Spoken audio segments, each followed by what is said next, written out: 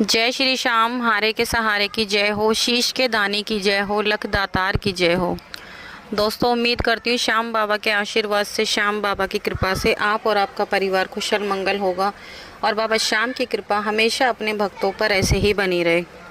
दोस्तों, जो भी लोग मेरे वीडियोस को देख रहे हैं, जो नए लोग जुड़ रहे हैं, सबसे पहले वो मेरे चैनल को सब्सक्राइब कर बेल आइकन को ज़रूर प्रेस कर ले, क्योंकि मैं लेकर आती हूँ अपने चैनल पर श्याम बाबा से जुड़ी जानकारियाँ, श्याम बाबा के सत्य चमत्कार और बाबा श्याम के सत्य अनुभव, जो मैं आप सभी लोगों के साथ शेयर करती हूँ। और हमारे वीडियोस को आगे ज़्यादा से ज़्यादा शेयर कीजिए ताकि और भी लोग श्याम बाबा से जुड़ सकें, उनकी कृपा पा सकें।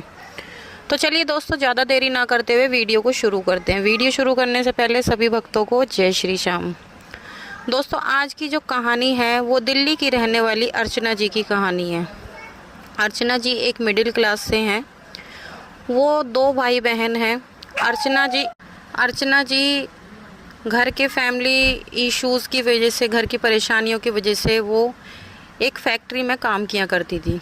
जहाँ वो फैक्ट्री में काम किया करती थी वहाँ पर उनको एक लड़का पसंद आया, जिसे वो बहुत पसंद करने लगी और वो लड़का भी अर्चना जी को पसंद करने लगा। पर अर्चना जी के घर वाले उस लड़के को बिल्कुल भी पसंद नहीं करते थे, लेकिन अर्चना जी उन्हीं से शादी करना चाहती थी। अर्चना जी ने और उस लड़के ने, दोनों ने भागकर शादी कर ली, जिस वजह से अर्चना जी के घर वाले बहुत ज़्यादा नाराज़ हो गए। उन्होंने कह दिया कि हमारे घर के दरवाजे तुम्हारे लिए हमेशा के लिए बंद हैं। अब अर्चना जी अपने पति के साथ अलग रहा करती थी और पहले तो शुरू के दिनों में वो बहुत खुश रहीं, उनके पति उन्हें बहुत खुश रखा करते थे, लेकिन उनके पति ने कभी उनको उनके ससुराल वालों से नहीं मिलाया। ऐसे करते करते करीब 2 साल बीत चुके थे। 2 साल बाद उनको एक बेटी हुई। बेटी होने के बाद अर्चना जी अपने पति से कहने लगी कि अब तो अपने घर वालों से मिलवा दो। तो अर्चना जी के पति कहते कि नहीं, अगर मैं उन्हें बताऊंगा तो वो नाराज़ हो जाएंगे, हम दोनों ने बहुत गलत किया है। हर बार ऐसे ही कहकर वो टाला टूली कर देते थे और वो महीनों महीनों के लिए गांव चले जाते थे। जब गांव जाते तो वो 1 महीने 2 महीने में ऐसे आए करते थे। अब अर्चना जी बहुत परेशान रहा करती थी।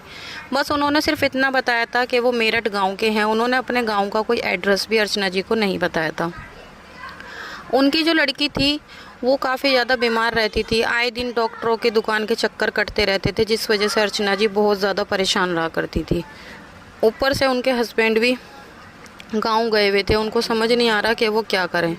वो पास में ही कहीं चौके बर्तन का काम देख लेती थी, जहाँ से उन्हें 2000 3000 इस तरह से मिल जाते थे। उन्होंने 2-3 घर पकड़ रखे थे। अपनी बेटी को पड़ोस में ही कहीं देकर वो जल्दी से काम करके और अपने घर आ जाती थी, जिससे वो अपना घर का खर्चा चला रही थी, क्योंकि उनके हस्बैंड भी अब काम नहीं कर रहे थे, वो भी घर पर ही रहने लगे, जिस वजह से अर्चना जी बहुत ज़्यादा परेशान रहने लगी।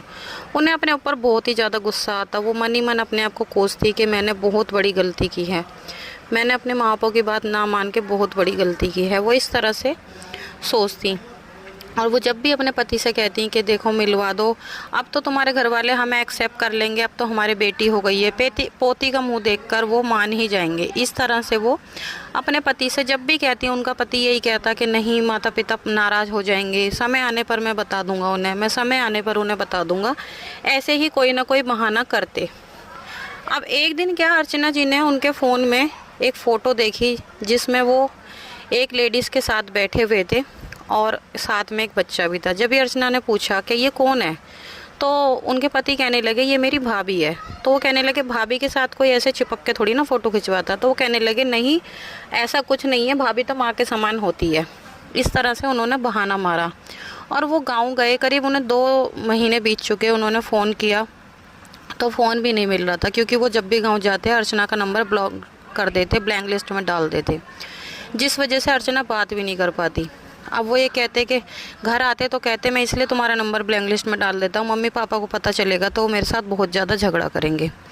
अब अर्चना को धीरे धीरे उन पर शक होने लगा। उनको लगता कि पता नहीं, इतने साल हमारी शादी को बीत चुके हैं, 3 साल हो चुके हैं, इन्होंने अभी तक ना मुझे अपने घर वालों से मिलवाया है, ना ही उनसे कभी बात करवाई है। अब तो वो हमें एक्सेप्ट कर ही लेते, पर वो नहीं, उन्होंने नहीं मिलवाया। एक दिन जब अर्चना के पति वापस आए 2 महीने बाद, तो वो वहीं वापस जहाँ पे पहले काम करते थे उसी फैक्ट्री में गए। वहाँ पर अर्चना की सहेलियाँ थी। अर्चना ने कहा कि तुम मेरे पति पे नज़र रखना और मुझे बताना ये किससे बात करते हैं। अर्चना की सहेलियों ने उनके पति पे नज़र रखनी शुरू करी, तो उनकी सहेलियों ने बताया कि तुम्हारा पति एक औरत से बात करता है और एक छोटा सा बच्चा है जो उसे पापा पापा कहता है। अर्चना को और भी ज़्यादा सुनकर गुस्सा आया। उसने एक दिन रात में क्या करा, अपने पति का फ़ोन उठाया और उसमें से वो नंबर निकालकर अपने फ़ोन में ले लिया। अगले दिन उसने फ़ोन करा तो उसकी सास ने फ़ोन उठाया, उसने बात करी और उसने बताया कि मैं तुम्हारी बहू बोल रही हूँ। जब भी अर्चना की सास बोली कि कौन सी बहू, मेरी तो 3 बहू हैं, मेरी तीनों बहुएं मेरे सामने बैठी हैं। तभी उन्होंने अपने पति का नाम बताया तो वो कहने लगी कि तुम झूठ बोल रही हो, ऐसा कुछ नहीं है। अर्चना ने सुनकर फ़ोन रख दिया। फिर अर्चना की सास ने उनके पति को फ़ोन किया, जिस वजह से उसका पति बहुत ज़्यादा नाराज़ हो गया। फिर उसने शाम को घर आकर अर्चना के साथ काफ़ी ज़्यादा लड़ाई झगड़ा करा, मार पिटाई करी। अर्चना को कहा कि तू यही चाहती है ना कि मैं तुझे सच बता दूँ, तो सुन, हाँ मेरी एक बीवी और 2 बच्चे हैं और मैं उनसे बहुत प्यार करता हूँ, मैंने तुझे नहीं बताया था। और वो अर्चना को ऐसा बोलकर अर्चना को बहुत ज़्यादा उसने मार पिटाई करी। अर्चना ने कहा मैं तुम्हारी पुलिस की कंप्लेंट कर दूंगी। उसने कहा कर ले, तुझे जो करना है। अर्चना ने पुलिस को कंप्लेंट करी। इतने वो थाने से लौट कर आई। आकर देखा तो अर्चना का पति घर से भाग चुका था। वो अपने कपड़े पैसे सब ले जा चुका था। अब अर्चना बहुत ज़्यादा परेशान, क्योंकि अर्चना को अपने ससुराल का एड्रेस भी नहीं पता था, सिर्फ ये पता था मेरठ में। अब वो सोचने लगी मैं मेरठ में जाऊँ तो कहाँ जाऊँ, कहाँ ढूंढूँ। वो अपने आप को कोसने लगी, रोने लगी कि मैंने अपने जीवन में बहुत बड़ी गलती करी। वो सोचती अगर मैं घर जाऊँगी तो घर वाले भी मुझे एक्सेप्ट नहीं करेंगे। अब मैं जाऊँ तो कहाँ जाऊँ। जहाँ वो काम करती थी चौका बर्तन का, वो मालकिन बहुत अच्छी थी।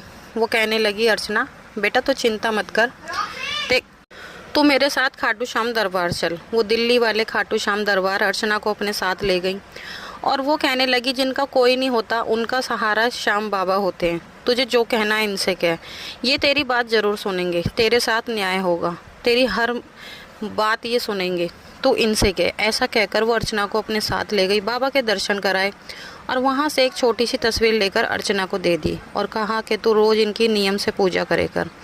अर्चना घर में बाबा की फ़ोटो ले आई और रोज़ शाम बाबा की पूजा करती, उनके आगे रोती, बिलबिलाती, गिड़गिड़ाती, बाबा से माफ़ी मांगती। फिर कुछ दिनों बाद जहाँ वो कि जिनके यहाँ काम करती थी, उन्होंने अर्चना की माँ से बात की। उन्होंने कहा देखो तुम्हारी बेटी से गलती हो गई, पर वो आखिर तुम्हारी बेटी है, कोई बात नहीं, बच्चे तो नादान होते हैं, बच्चे से गलती हो जाए माँ बाप का तो फ़र्ज़ होता है अपने बच्चे को माफ़ करना। तुम्हारी बेटी से गलती हो गई, वो बहुत पछताती है, बहुत रोती है, उसे माफ़ कर दो। पहले तो अर्चना के घर वाले बहुत ज़्यादा गुस्सा होने लगे, कह रहे हमें कोई फ़र्क नहीं पड़ता, वो मरे चाहे जिए, हमें कोई फ़र्क नहीं पड़ता इस बात से। फिर वो जैसे तैसे पता नहीं कैसे उनकी माँ का, बाप का, उनके पापा का मन दिल पिघला और वो अर्चना को अपने साथ अपने घर ले गए। अर्चना अपने मम्मी पापा के साथ उनके घर चली गई, लेकिन फिर भी उनके साथ कोई ठीक से बात नहीं करता। उनके भैया भाभी भी देखकर मुंह बनाते, ठीक से कोई बात नहीं करता। देखते देखते 1 साल बीत चुका था। अर्चना श्याम बाबा का नाम जाप करती रही, बाबा की पूजा करती रही। उसकी बेटी की हालत में काफ़ी सुधार आया और फिर अर्चना के मम्मी पापा ने एक अच्छा सा लड़का देखकर, जो जिसकी वाइफ की डेथ हो चुकी थी, उनसे अर्चना की शादी कर दी। उनकी भी एक बेटी थी। अर्चना जी कहती हैं आज श्याम बाबा की कृपा से मैं बहुत खुश हूँ। अब मेरे एक बेटा भी है, 2 बेटी और एक बेटा है। मैं उनकी बेटी को भी बहुत प्यार करती हूँ और वो भी मेरी बेटी को बहुत प्यार करते हैं और हम दोनों बहुत प्यार से बहुत खुशी खुशी रह रहे हैं। उनके 2 अपने घर हैं, एक में वो अपने परिवार के साथ रहती हैं और एक उनका घर किराए पर चढ़ा हुआ, जिसका किराया अर्चना जी के पास आता है। तो ये थी अर्चना जी की सत्य कहानी। दोस्तों अगर आपको अर्चना जी की कहानी थोड़ी भी अच्छी लगी हो तो हमारे वीडियो को लाइक करें, शेयर करें और कमेंट में जय श्री श्याम लिखना बिल्कुल भी ना भूलें। कल मिलते हैं एक और नई सत्य कहानी के साथ। जब तक के लिए जय श्री श्याम।